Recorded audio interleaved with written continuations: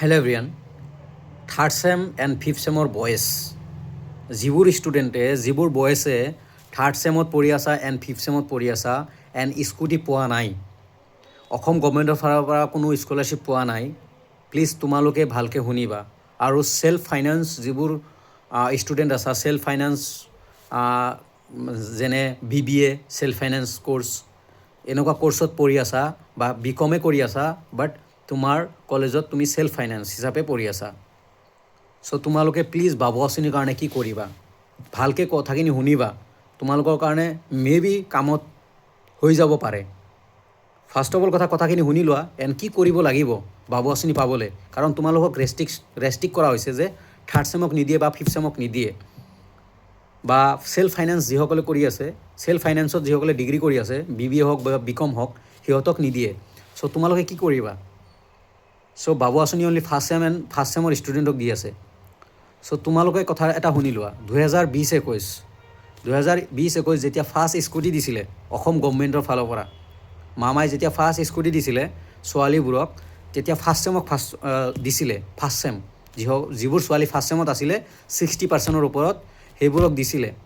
আৰু তেতিয়া কি হৈছিলে, তেতিয়া থাৰ্ড ছেমৰ ছোৱালী এণ্ড ফিফ্থ ছেমৰ ছোৱালী যিবোৰ 60%-ৰ ওপৰত আছিলে HSত, সিহঁতৰ তেওঁলোকে কি কৰিছিলে, ষ্ট্ৰাইক কৰিছিলে, প্ৰটেষ্ট কৰিছিলে, পিচফুলি প্ৰটেষ্ট কৰিছিলে, ডিমাণ্ড কৰিছিলে doctor Himanta Biswa Sarma sir and Ranoj Pegu ছাৰক যে আমি কি ভুল কৰিলোঁ যে আমাক স্কুটিৰ পৰা বঞ্চিত কৰিলে অসম গভৰ্ণমেণ্টে। তাৰে পিছত বহুত কথা ভাবি তাৰে পিছত doctor Ranoj Pegu sir and Himanta Biswa Sarma ছাৰে থাৰ্ড ছেমত পঢ়ি থকা এণ্ড ফিফ্থ ছেমত পঢ়ি থকা ছোৱালীবোৰকো স্কুটি দিছিলে।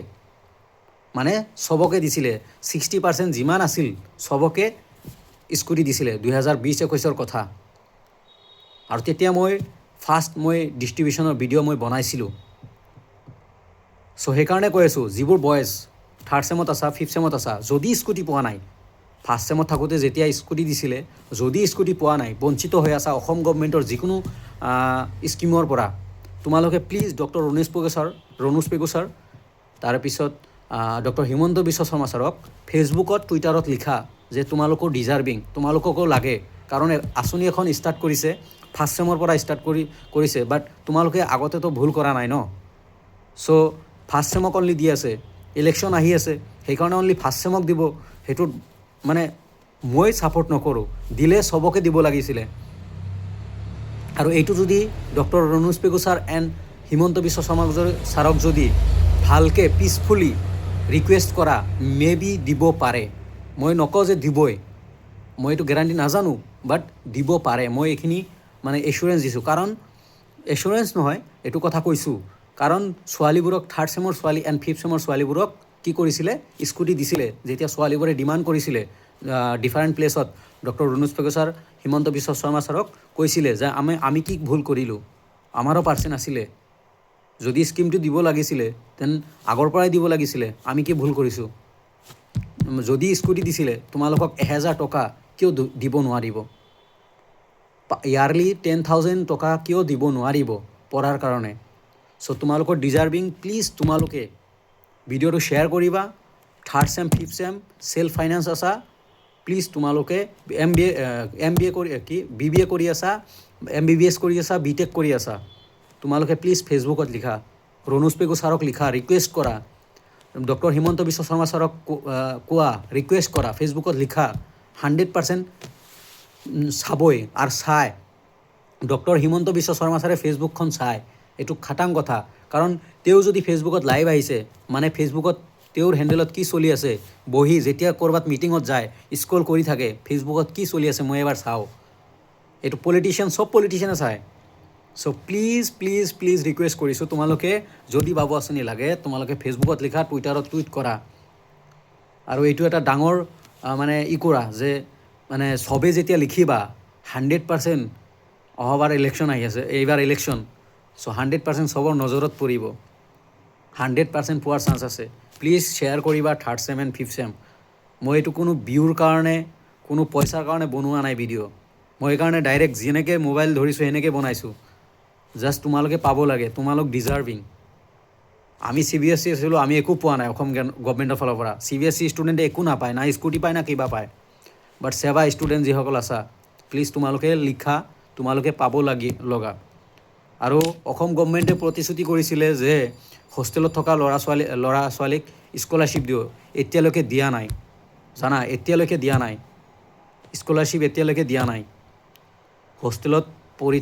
হোষ্টেলত থকা ল'ৰা ছোৱালীক এতিয়ালৈকে স্কলাৰশ্বিপ দিয়া নাই, দিব বুলি কৈছিলে, কিন্তু এতিয়ালৈকে দিয়া নাই।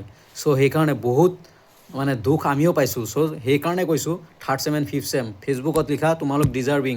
আৰু চবেই লিখা, এজন নহয়, এজনতো শ্বেয়াৰ কৰিবা সেনেকুৱা নহয়, চবেই লিখা, চবেই যিমানে মানে শ্বেয়াৰ কৰিবা, যিমানে ফেচবুক চবৰে আছে মই জানো।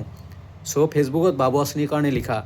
10,000 ইয়াৰ্লি যদি পোৱা, ঘৰত বাৰ্ডেন কম হ'ব, তোমাৰ মা দেউতাৰ বাৰ্ডেন কম হ'ব। আৰু পঢ়িবলৈ পইচা বহুত দৰকাৰ হয়।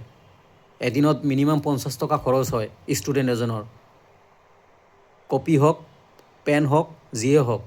আৰু মই এই ভিডিঅ'ত ৰণোজ পেগু ছাৰ এণ্ড হিমন্ত বিশ্ব শৰ্মা ছাৰৰ একাউণ্টটো মই টেগ কৰিম। চ' তোমালোকে প্লিজ টেগ কৰি লিখা যদি পইচা লাগে, প্লিজ। আৰু চেল্ফ ফাইনেন্সৰ কেইটাও লিখিবা, MBBS BTechৰ কেইটাও লিখিবা। যদি অসমত পঢ়ি আছা, গভৰ্ণমেণ্ট কলেজত পঢ়ি আছা, দেন লিখিবা। প্ৰাইভেটত ইয়াতে প্ৰাইভেটৰ কথা কোৱাও নাই, আৰু প্ৰাইভেটৰ মই নকৰোঁ, ভিডিঅ' নবনাওঁ বা প্ৰাইভেটৰ কথা নকওঁ। প্ৰাইভেটৰ ন'টিফিকেশ্যনৰ প্ৰাইভেটৰ কথা কোৱা নাই। আৰু প্ৰাইভেটৰ কেইটাই পইচা আছে এভেইলেবল, সেইকাৰণে প্ৰাইভেটত পঢ়িছে ন।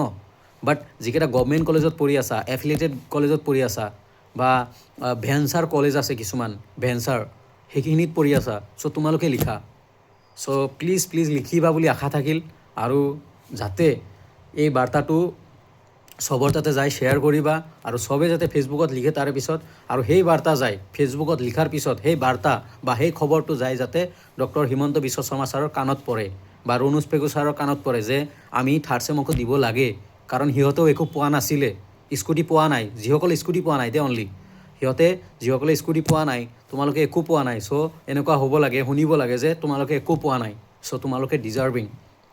চ' প্লিজ শ্বেয়াৰ কৰিবা, ফ্ৰেণ্ডছবোৰক জনাবা। ফ্ৰেণ্ডছবোৰে চবেই কলেজৰ, মোৰ ভিডিঅ' মিনিমাম 100জনেতো চাব, 100জনৰ ডিফাৰেণ্ট কলেজ হ'ব। 150খনো যদি কলেজ হয়, 50খন কলেজৰ ষ্টুডেণ্টে চোৱা মানে তোমালোকে তোমালোকৰ ডিপাৰ্টমেণ্ট ছিনিয়ৰ চবকে জনোৱা, গ্ৰুপ বনাই ফেচবুকত লিখা।